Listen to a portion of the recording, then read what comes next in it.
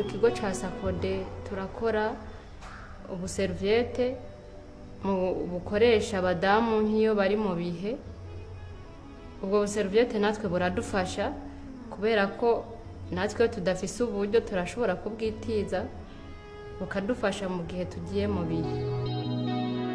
Ndashima cyane kuko ubunye ndi umunyeshure mvuye ku kazi ngenda nkiga ku mugoroba kandi abana ndabigisha kandi bagenda bambaye neza ndanabafungurira neza, ico ndagishima cyane.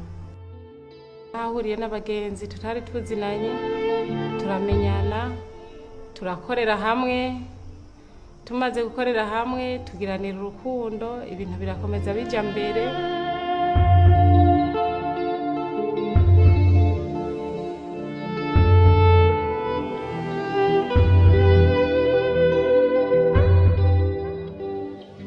On aimerait distribuer dans tout le Burundi. On aimerait que toutes les filles, surtout les filles qui vont à l'école, puissent avoir accès à cette serviette pour qu'elles puissent étudier en toute dignité.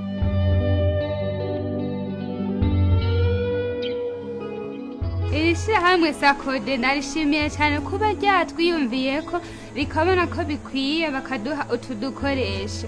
Hanyuma nk'uko bamye babivuga, twebwe twaje nk'asi kuvuga ko ari twebwe twese mu ntara yose, ahubwo turi bake, hari n'abandi badashoboye kuturonka nabo bobiyumvirako.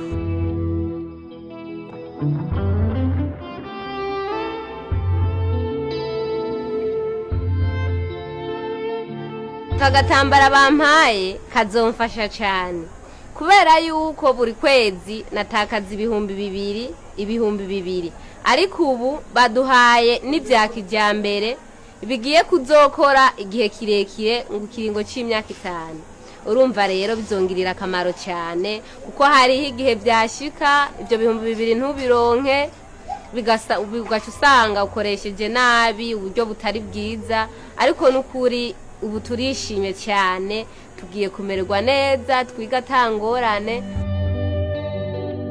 En fait, chez Sakode, parmi les valeurs de Sakode, il y a le mot dignité qui vient toujours, parce que c'était là ma vision. J'aimerais qu'il y ait la dignité dans la famille, chez les parents, aussi chez les enfants.